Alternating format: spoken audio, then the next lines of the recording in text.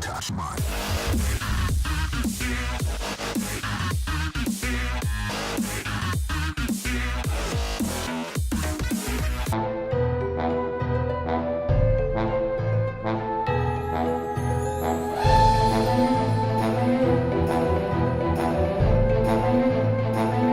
Welcome to this week's episode of Whoscussion. I'm your host, That Random Guy, and of course, the lovely, the stupendous Harry Skelly.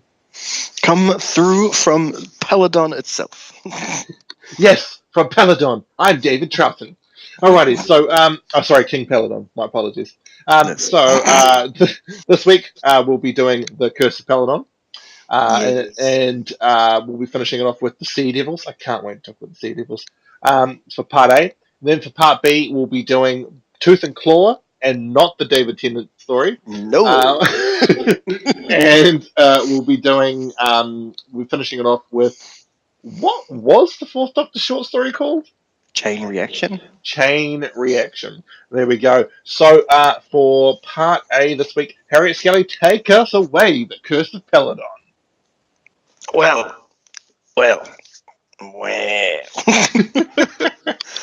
This is a really good story. I like to start off with that, honestly. It's a little topsy turvy, but it's really good. There's some really good character stuff in there. Really interesting planet, Peladon, with some interesting ideas about the whole idea of, I guess, the way that its culture works and its technology, considering there's a bunch of highly intelligent races that have shown up to and basically indict it into the Galactic Federation of the Starfleet of the Doctor Who universe. Especially with Alpha Centauri. the testicle monsters. Anyway, the idea of bringing basically a primitive race, almost like just above, not even just above, like almost around the same type of living that we currently have in the 20th century, but yet still like real superstitious and stuff. And the idea that they would allow them to enter into that federation, being that, I don't understand that, but hey, Doctor Who. Yeah, well, I suppose because the idea for them was they wanted to, they basically go around helping planets out to develop by joining this federation. Yeah, it's really like against the whole idea of being a galactic federation, is that you're not supposed to interfere with the development of races, particularly ones that haven't already developed spaceflight. I can understand if Peladon had developed a warp drive or something like that, and the rest of the galactic nations are like, hey, they're actually smart enough to do this. Let's go and help them out. Yeah. I suppose you are right, because most science fiction, if there is a galactic federation like Starfleet and the like, you're not meant to interfere. But this federation is very, very proactive in helping planets out, and Peladon's pretty much he's pretty much palapleaded with them to come around and help them. Yeah, this is true. But of course, the other main question about this is when exactly this goes on, because at this time there is a space delegation. There's delegations on Earth. There's a delegator from Earth coming to this event, and obviously the human race at this point has the technology of traversing space and quickly. Yet the Martians are still around. Yes, but they don't live on Mars. Yes, but they do say that they're the Martians and stuff. So I'm kind of wondering what the deal is with that. Interestingly enough, I mean, I guess it does take. They have said that it takes place in year 3885, that sort of deal. But it's really interesting with that whole thing. But then it makes it even more interesting because this is obviously a federation of nearby planets. capable of supporting life, because you've got Earth, Mars, Alpha Centauri, which is probably one of the more closer possible places for living. Yeah. And whatever that thing in the jar was. Yeah. I love that thing in the jar. Oh, what was he called again? Atraxian? Hang on. It was called Arcturus. Yeah, it's like some tentacly thing. Yeah, so cool. Like it looks like that the tentacle thing from the Mighty Boosh. Yeah, I suppose. Yeah, the funk. Yeah. I can get behind that, but it's got like it's got very gaunt features. It kind of reminds me of the Deadly Assassin Master a little bit. Yeah. His features, but what I found really interesting is that machine that supports Arcturus's life. That's the same machine Max is supported in the 10th Doctor story, Voyage of the Damned. So I thought that was really cool that that would be brought up again in Modern Who, and I wasn't really aware of that until I went back and watched this story for this episode of Whoscussion. That it's the same machine.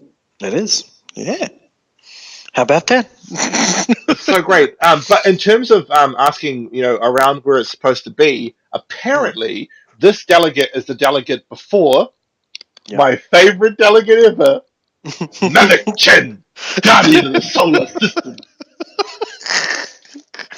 Yes. I love Maverick Chen so much. But yeah, I'm just curious as to exactly like sort of where Peladon, the planet, is exactly like, because obviously it's in a very close proximity to us. I imagine that's why there's literally 3 delegates from very close by to us. Well, I suppose it's relatively close, and that was probably like a couple of light years. Yeah, I imagine that it's at least still in the same galactic arm of Milky Way. But yeah, it's just an interesting thought on a scientific perspective. Yeah, but more into the story elements of this.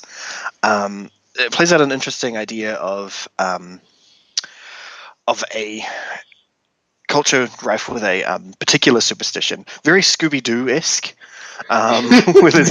There's this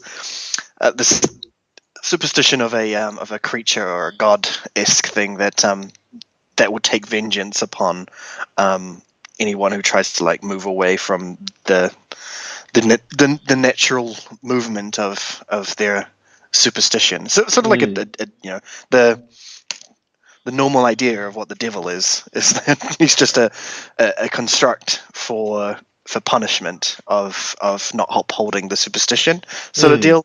So that's exactly what I take from this. But then of course, it's contrived out of an actual creature that used to exist, or at least was alive. It's still alive, but because the religion you find out later on is based around an actual extinct animal or endangered animal. Yeah, well, thought to be extinct. But, they find one, but yeah, it's an interesting concept that gets played out with this, especially with the monarch-esque stuff and a king born, or a king that grows up as the king without much fatherly and motherly stuff going on, where he's basically raised by his advisors. It's a really interesting concept that when you really read into it is quite interesting, and I guess that's why there are a couple more stories about Peladon. Yeah, I like the fact that King Peladon was a half caste as well. Yes, yeah. So he's a hybrid that apparently the Doctor's meant to be afraid of. Well, John Pertwee doesn't look too scared, so yeah, no. Sorry, Stephen Moffat, I don't buy it, mate. Yeah. I mean, I guess. I mean, the Doctor. I imagine that if that is like. Yeah, try talking you out on that one. I'm trying to explain it. I imagine that the Doctor at this point in time really was not all that terrified of the hybrid, especially being the third Doctor, who would probably just like karate chop the hybrid away. Yeah. But I don't know. Stephen Moffat. I mean, really, when it comes down to it, he's he tried, you know? I mean, Mm. I don't really expect him to go through absolutely every single line of dialogue from every single episode of Doctor Who and find out which possible thing could not have been mentioned sometime before, and then use that as a bad guy for a season. Yeah. Because, yeah. I mean, it would have just been much simpler to not have it be a prophecy or anything like that. Yeah. But hey, you know, this is Stephen Moffat we're talking about. He Yeah, it likes his has to be a prophecy. prophecy. You know, he's almost as bad as Joss Whedon in that aspect. So, yeah. Otherwise, when it comes to the story, a lot of, I guess, are the only real things that that future Doctor Who will take out of this in a non-canon perspective, where they ruin some element of it. I say ruin with heavy quotation marks.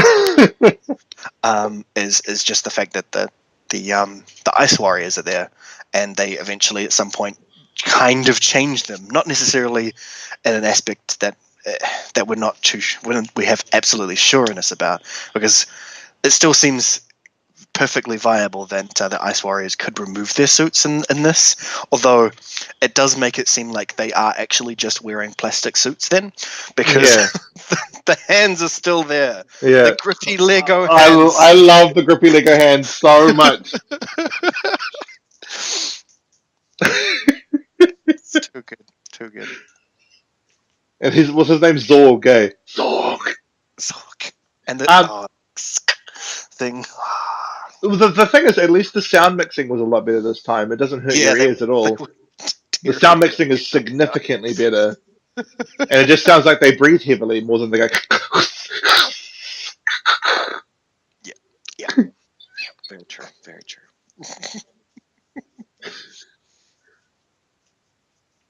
Yeah. So, yeah. So, the story is definitely something that it's definitely doesn't play much into the canon, but it's quite interesting. There are a lot of things that go on in the story that are very interesting for character perspective, such as Joe getting in, basically totally having the hots for King Peladon. And that them just collectively wanting each other, but then being like, we probably can't actually. Yeah. I'm kind of from the past and Earth, and and not the delegate. Not actually a royal, and totally can't stay here. Bye. Yeah.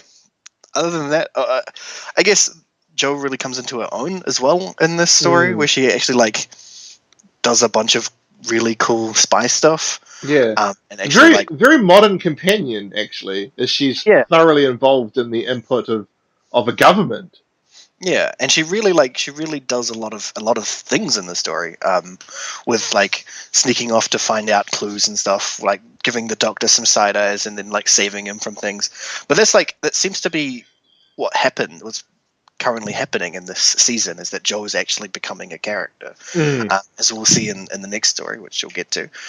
She does a lot of she does a lot more to the story, which is actually fantastic, because Jo is actually a fantastic character. Yeah, like many of the long-running companions are. Yeah, and I love Katie Manning to pieces, especially when she plays the Time Lady, Eris Wildtime. It's great. But yeah, so it pretty much it turns out that a fellow by the name of Hapesh is a technophobe and a xenophobe as well. He's pretty afraid of it, and he pretty much revives this old superstition that Agador kills bad guys. What's actually happened is he's trained an Agador to go around killing people that he doesn't like. I love that the Doctor uses Venusian lullabies to hypnotize Agador. I love how he's like, "Don't worry, Agador is harmless now," and then he brutally kills Hapesh. And the Doctor's like, "Except for him, except for him." I don't know what he's got against him, but he and then just continues to use it as a pet, my little ruthless, he is petting their version of the devil. Yes. That's what the Doctor does. That's what he exactly. does. And that's why, again, that harkens back to when Tennant's fighting their beast, And he's like, "You're not Satan because I've literally fought effigies of Satan before." I've also petted one and used it as a pet. So come So at me, yeah. bro. But it's really cool to see again, as Harry Skelly said, Joe's such a key player in the story, and I love that because Peladon is a hybrid of a human and a Peladonian. Um, his sort of human side comes out to play because he doesn't have that part of his heritage around him. So I think that's plays into a lot into why he falls in love with Joe. Not just because Joe's a great character, but also because there's that part of him that's missing And essentially. she is very beautiful. Yeah, and there's that she is very beautiful. So yeah, so I think that plays a lot into it, and I just think this is a good story. As Harry Skelly was saying, it is a thoroughly good story. It's a very good whodunit. I would say again, if you live in the States, you can watch this on Hulu Plus. If you live in European countries, you can pick up the DVD for nothing. Basically, it's one of the cheapies. I ended up having to watch my DVD copy, even though I do have a digital copy of it, because it was just a lot clearer on DVD. So there you go. There's another selling point. It's Yes. significantly clearer on DVD. The color correction's done a lot better. And I suppose with that, we can move into our next story, the Sea Devils, or Lizards and Skirts. Or the water Silurians. Or the Water Silurians. Not to be confused with the mammalian Silurians. We're Silurians with breath. So the Sea Devils starts off as a bit of a ham horror piece, really. There's these young bucks that are on this. Actually, no, that isn't how it starts. That's episode 2. So this story actually starts with the Doctor going to go see the Master in a prison, and he has the high life, man. He's like. He's like, that's the sort of prison you'd put Al Capone in. Like, it's such a beautifully lavish prison that it's pretty much a house that has some people that stop you from going outside. It's a beautiful, beautiful castle that the Master gets to live in. This is the first story to have the Master since the end of season 8. And it's really good that they decided to spread him out, because having him as the lead villain in every story was a bit silly in season 8. And I watched the behind the scenes thing, and even Barry Letts agreed that he kind of wished he hadn't have done that. Yeah, But but I he's a suppose, fan favorite, though. yeah, exactly. And if you've got a active powerhouse like Roger Delgado, you put him in Yeah. every damn episode. You put him in every single thing you can. Do Do we need the Master to be in the shot? No, but we're gonna have him. We're going to have him anyway. He's Roger Delgado. Roger Delgado was very busy, so that actually was a positive for the Doctor Who team, because it allowed them to explore other things like the Curse of Peladon, like Day of the Daleks. To have these stories without the Master, it was really good. But having the Master come back was great. Three stories into the season, we've got the Master back. He's having a good time, and he's watching a children's TV series, which is something John Sims' Master would go on to do. And I love how he actually thinks it's a doco about alien life forms. Yeah. He's like, man, there's this really cool alien race. And the guy's like, bro, it's a TV show for kids. They're puppets. He's like, oh. And I love, the look on his face. You can actually tell that Roger Delgado is making the Master show that he didn't realize it was a kids' TV. Yeah.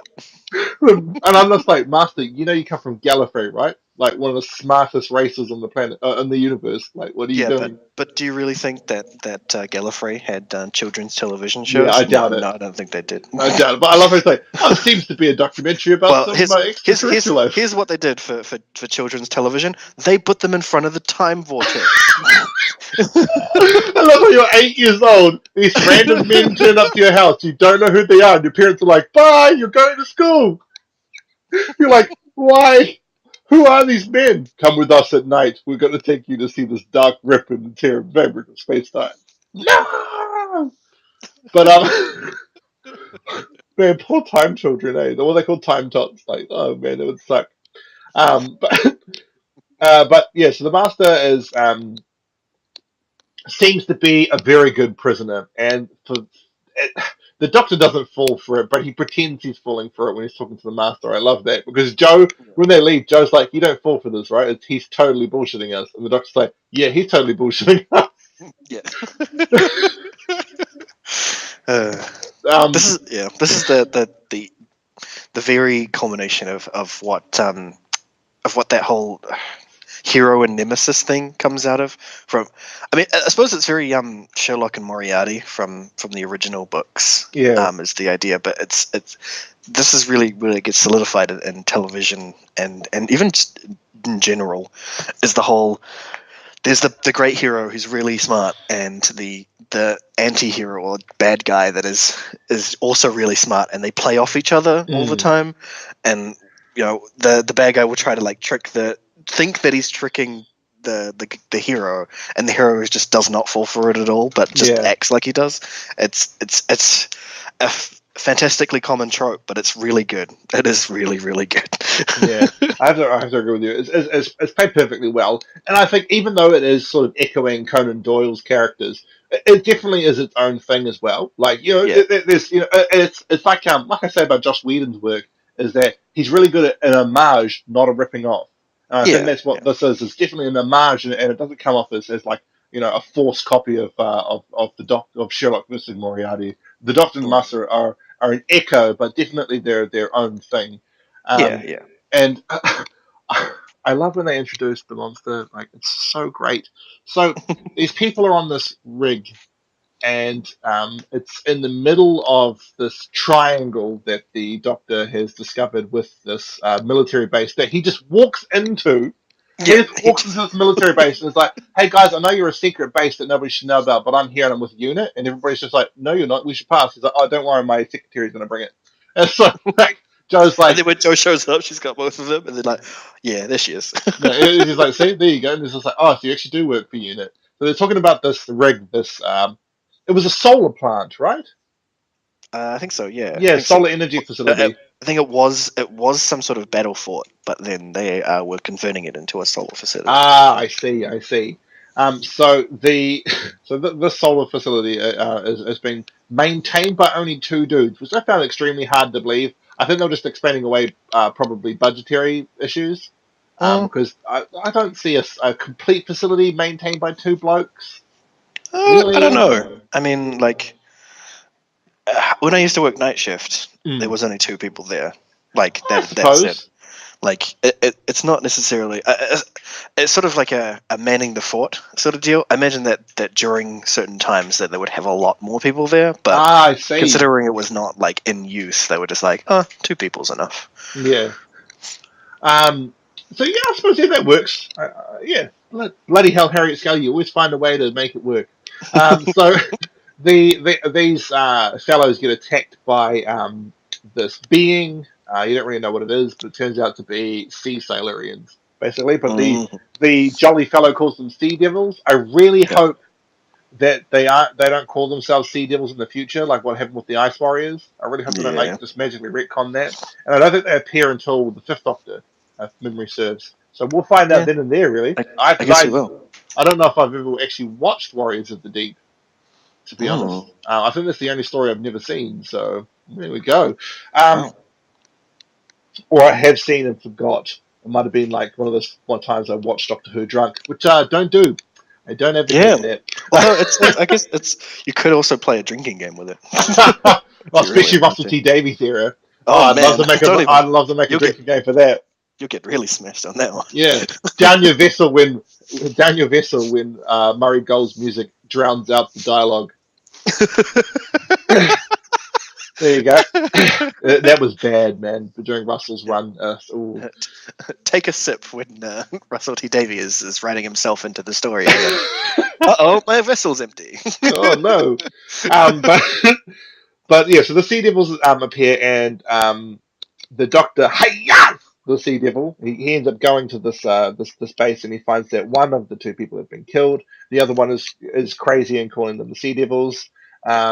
Because of the whole thing that happened with the Silurians before, with the other guy. There was the other guy who went crazy. There was the other guy who went crazy when he saw the. That is a bloody good point. Yeah, I think that's just like a thing that they can do sometimes. If there's like a human by himself, they could just like, you're crazy. Boom. Oh, I'm crazy now. I suppose that works. The Silurians, they wear these stupid fishnet skirt things, It's so good. and it's so stupid. It looks like real bad burlesque. It's so good. It's horrendous. The thing is apparently they were told to by the BBC that they needed Yeah. to wear clothes. I don't know why the Silurians were naked. They're reptiles. Their genitals don't show on the outside anyway. So like, Yeah. why does it Wait, matter? were the Silurians naked? I guess they Yeah, were. they Silurians were naked. They don't wear any Yeah. clothes. But I guess because of the costume, it sort of looked like they were wearing some sort of like armory stuff. I guess that's kind That's of all their it. skin. Yeah, that's it. So that they had lizard skin, so it was like Yeah. it was sort of scaly and stuff. But of course, being amphibious, they would have much Yeah, more like slimy skin. No, slimy yeah, I skin. suppose. Yeah, I suppose. And I guess that Maybe. also plays in with the fact that like taking the lizard, taking one of them to get clothes, sort of fits in. Yeah. Yeah, I don't know. I thought it was really strange, and that's why I was a bit peeved when they came back in New Who and they were like fully clothed. I was like, "You're lizards. Why would you care? Yeah. Why would you care?" I guess like a sort of combat armor. I Yeah, could see, that understand. would make way more sense. I guess like you Combat could say armor. that this fishnet stuff is like sort of like like water chainmail, I guess. Sort of like Kevlar in a way, Oh maybe. yeah, okay, no, yeah, all right. So yeah, because that would explain why they could take so many bullets before going down as well. Because they Yeah, seem to be yeah. bullet sponges before they get taken down. Mm. Which kind of segues into what happens next. So basically, the master breaks out of prison because he's actually teamed up with the Sea Devils. He's been communicating with them, and there's this guy that the master had is basically a lapdog, and he goes out like a champ. Mm. Like there's this he's the warden of the prison the master's in, and he has this revolver, and he tells the only surviving security guard to leg it. It's like, I'm gonna go out like a champion. Boom, boom, boom, boom, boom, boom, boom, boom. And he manages to kill like at least 4 Sea Devils by himself before going peace and dying. And I love how the master just walks over him, doesn't even look down. He just walks over him like he was nothing. I was just Yeah, like, that's the master. We're just a tool in his yeah, end game. So he's teamed up with the Sea Devils, and he tells the Doctor simply because he wants to kill the human race so that the Doctor can be alone.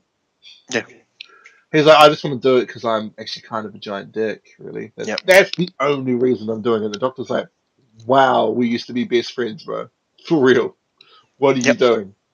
And as Harry Scully says, Jo does a heck of a lot in the story. She does investigative work to see that these people are being controlled by the Master without hypnosis as well. So they're pretty much being like handed it, and the Master explains later on in the story that the reason that they're listening to him is because they actively believe the Master's trying to stop an alien threat.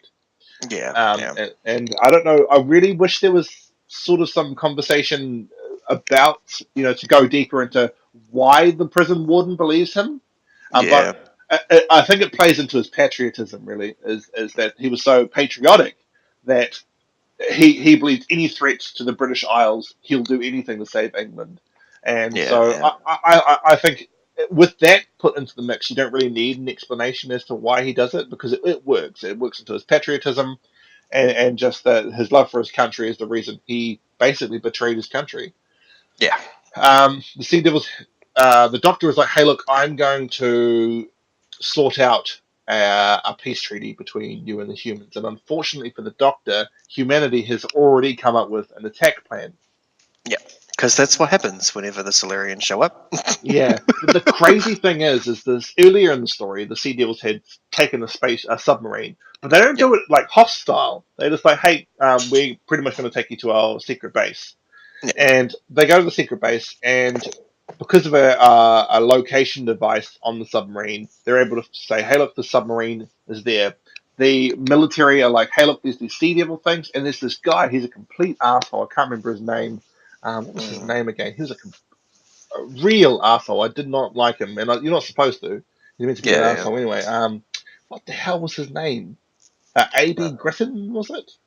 I'm not too sure, honestly. But yeah, I just put him out of my mind. yeah. So he's a intense sexist who treats women of the military as only women who need to be in the kitchen. And absolutely keeps one of the female officers in the kitchen at all times. And she's a high-ranking officer, I might add.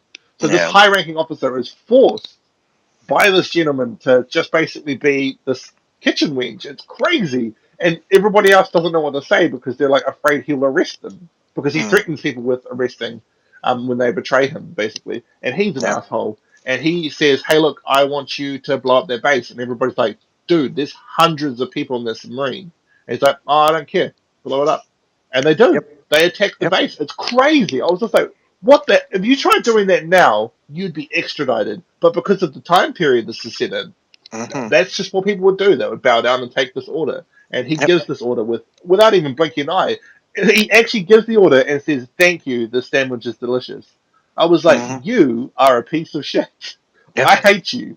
But I think it comes down to good writing and good acting on that actor's part. I mean, just like I thoroughly was not impressed with that individual. But Mm-hmm.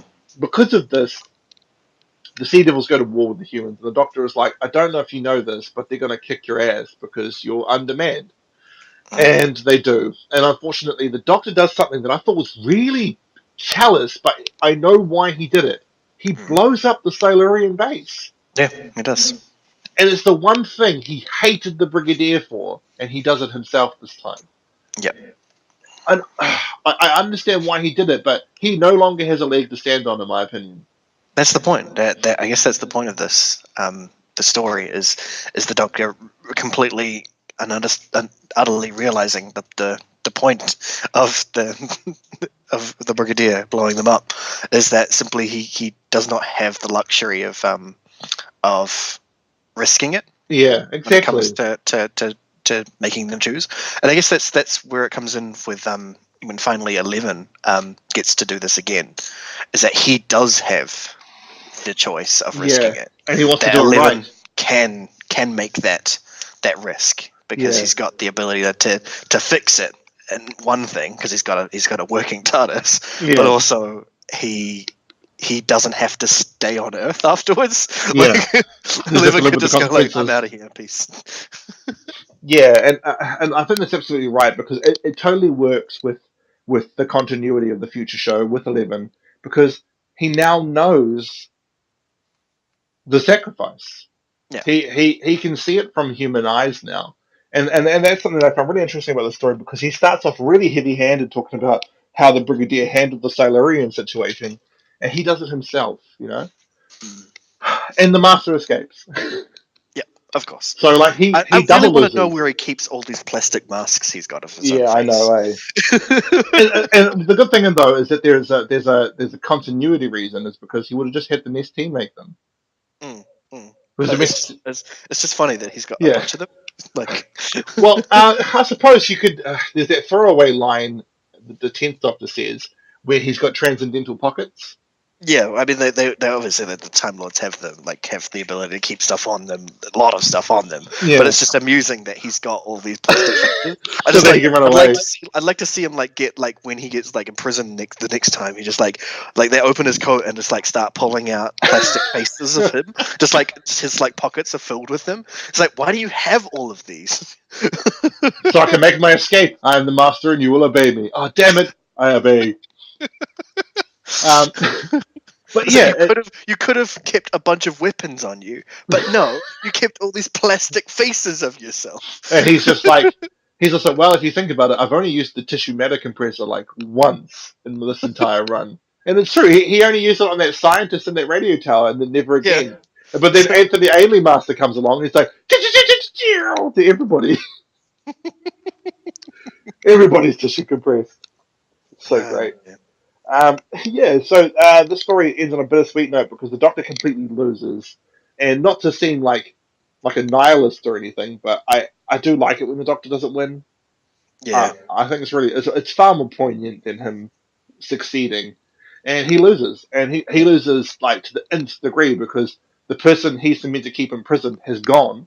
He's Well, balls that up. he saves the planet, but he loses a lot of other things. Yeah. Yeah, That's when you know that they have a lot more to say. Really, when the Doctor doesn't completely win at the end of the story. So yeah. Because I mean, like the Master's gone. He committed like another genocide, and he's got nothing to show for it really, except for the fact that the Earth didn't go to World War Three with an alien race, well, a sub-terrestrial race. Well, So the sun was a an ocean race. yeah. So submarinian race then. So Yeah. I think this is why I was so looking forward to talking about it, because like it's so multi-layered of the story, and the Doctor fails. Like Yeah. he succeeds in his failure though, and that's Yeah. the thing. Like it's great. It's a good story, and I thoroughly suggest again people living in the States, if you've got access to Hulu Plus. Actually, I think Hulu Plus isn't region locked anymore, so if you just got access to Hulu Plus, go ahead and watch the story. A lot of surviving classic Who is on there. All of New Who is on there, which was kind of a sad day when it left Netflix for me, because I was just like, Netflix, you've lost it. I'm sorry. But that's okay. Hulu Plus, give it a go, give it a watch. Harry Scully, anything to say before we move on to part B? No, just to reiterate, you guys really need to watch this stuff if you haven't already. Exactly. We'll catch you over on part B.